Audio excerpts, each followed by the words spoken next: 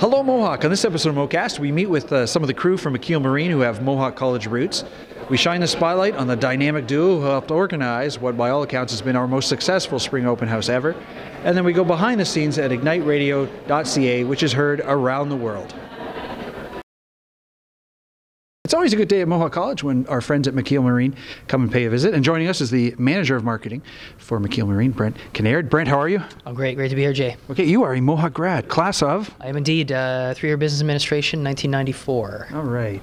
So why was the crew from McKeil Marine here today at Mohawk College? Well, we came today, Jay, to present the next installment of the McKeil Marine gift to Mohawk and the McKeil School of Business, which really is demonstrating our support for what's happening here at the college and that connection to the community. Yeah, a $750,000 gift, that's the largest in your company's history, isn't it? It is indeed, and I think while the financial side is obviously nice, the real power and impact is in the connectivity and the relationship that we have with the college and some of the programs. Yeah, you were saying in the announcement that a fair number of your employees are actually Mohawk grads. How many do you have? That's right. We have 6 full-time crew members in our shore-based crew in our Hamilton office that are grads of Mohawk. Including you. You are one.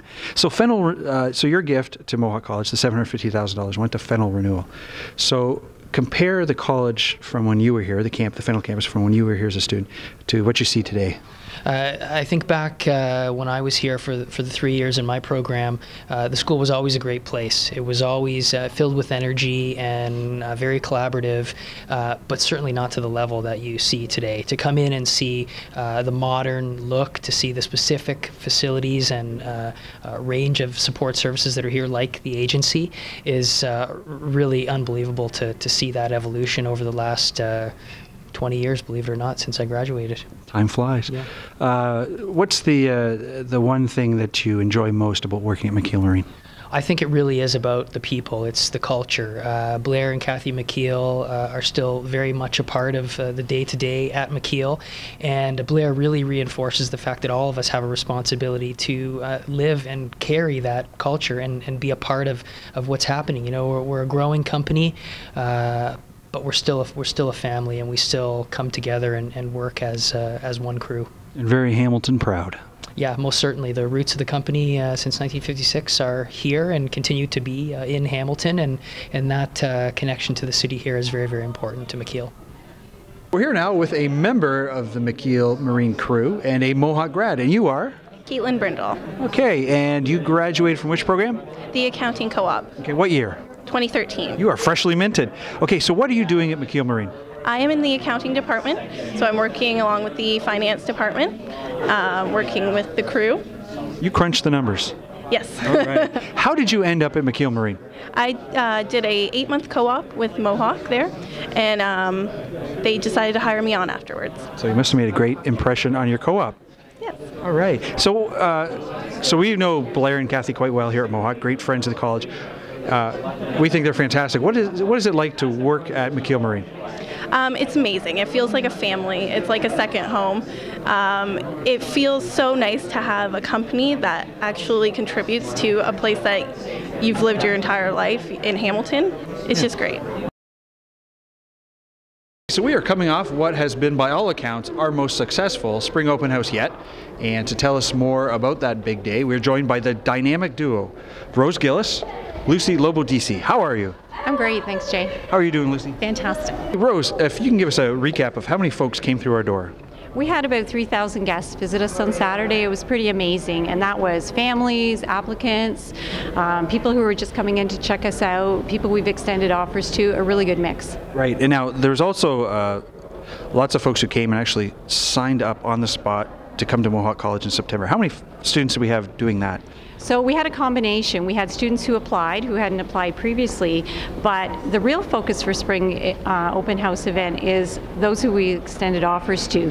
So those students that came in, we had 200 confirm, say yes, we're coming to Mohawk this fall. That's great. We sealed the deal at the open house. Now, how does that compare to past open houses? So last spring we started with this concept, and we had 129 students confirm. So Lucy, what was new about this year's spring open house? We had a few new items this open house. We had the Accept Your Offer Zone, which was set up in front of the Student Learning or the Student Support Center. Lots of activity there. We also had exhibited the student work. We highlighted that, and great to see all that work from the students. Yeah, I guess the best way to showcase the college, along with the facilities, is to showcase the work that our students do. Yes, it was great. Cool. Now, Rose, I was waiting for one of these, this VIP invitation. It never showed up in my inbox or at my mailbox at home. Why didn't I get one, and who is the VIP invitation for? Okay, so our apologies for not extending that to you. That's okay. But you needed to be someone who applied to the college and received an offer from us. So what we do for the VIP receptions for each of the deans, we send invitations and say, come and meet the dean, come and meet the faculty, come and meet all the people that are associated with your program. So it was a really nice meet and greet for students, for their families to come in and feel special and get kind of a head start in their program area. Okay, so this was a huge event to put together and pull off. How many folks were involved in helping you? We had at least 500 people helping out with this event, of which was about 150 volunteers. Okay, and the volunteers were? A lot of them were CSAP students, MoCrew volunteers, and international students. Okay, so these are students welcoming prospective students to the college? Yes, that's right. That's a nice touch. Yeah. Okay, huge event. Have you taken any time off? Absolutely not. Next Saturday we have our open house at the Institute for Applied Health Sciences at McMaster, so we just keep moving along. And the Stony Creek open house would be? April 24th. Okay, and how about you, Lucy? Are you taking a breather? No breather, no time for a breather. I'm working on the International Student Celebration, which will be coming up next week, and Destination College in May. Ignite Radio, that was All That Matters by Justin Bieber. You're listening to Jonathan and Jack today from the Breakfast Club. Jack, school's almost done, and it's almost vacation time. I just wanted to know if you've had any crazy experiences on your vacations before. Here we are with Sam Cook, coordinator of the radio broadcasting program at Mohawk College, in one of the audio labs. How are you, Sam? I am amazing. How are you? Never better.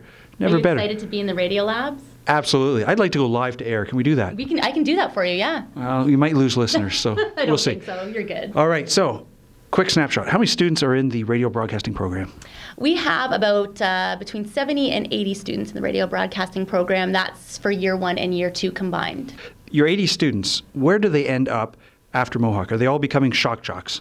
No, not really. We have the chance for them to do a ton of different jobs upon graduation.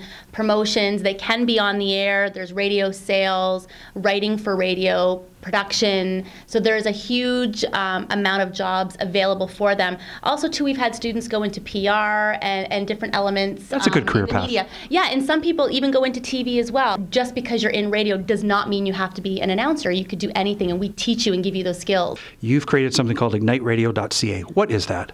IgniteRadio.ca is a living lab where the students, they learn the skills they need to go on the radio, and then they go on the radio and they are live online 24/7. Anything they say on air, we have listeners listening at all hours of the day. And for me, that's really exciting. Instead of them talking into a little speaker, they are live on the air, and their parents can listen, their relatives can listen.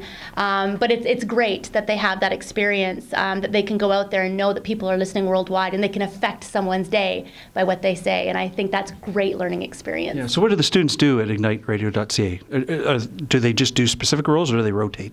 Well, actually, for their academics, they do rotate. They do different positions, from music director to an on-air host, producing a show, and we also have PDs, which is a program director. So they're responsible for their entire group on the air and their entire show. They really learn everything, so when they leave this program, they can do any position out there in radio land. Right. So no, I was getting confused between the Hawk 101.5 and IgniteRadio.ca. What's the difference?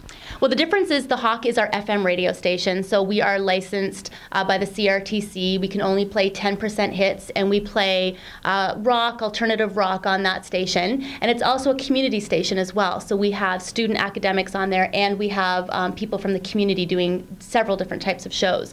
On IgniteRadio.ca, it's only for academics, and we play hit music. Rihanna, Taylor Swift, if you love Justin Bieber. Miley Cyrus. Do you do a lot of Miley Cyrus? We play Miley Cyrus on there for you. You know what? I'll do that. I'll hook do you a up with dedication. Miley Cyrus. Thank you. I will dedicate that to you. So that's the difference. And we have a different type of license because we're off the internet and not an FM license. So it gives the students a little bit more freedom as well on the internet station. So if you listen to igniteradio.ca, these are two of the voices you will hear on the show. And you are? I'm Tana Sky. Okay, and you are? I'm Sprout. Okay, now you're mature students. Yes. What attracted you to the radio broadcasting program? I'm a firm believer in using your voice to make a difference, and I really want to make an impact and change the world. And I think that radio is a great avenue to do so because people will listen to you and hear what you have to say. And a lot of what you do and think in life is based on media, and radio is a form of media. You've thought of this. I get asked this question a lot, so it's just kind of what I feel. That's a good answer. How about you? Why did you choose radio broadcasting? I've been a DJ for about 12 years of my life, and when the dream of being a superstar DJ from Canada died down, I just asked myself, what more can I do with this? And I was like, why not radio? And I enjoy playing music, interacting with people, and being a DJ myself, so that's what brought me to radio. Cool. And your shows are?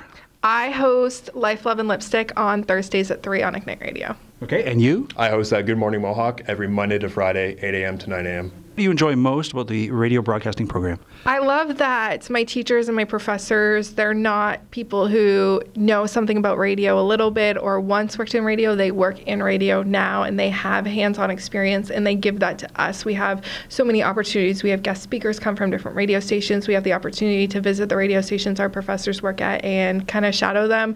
So it's really great because you're learning from people who are doing it and know what they're doing and have the experience and are willing to teach you.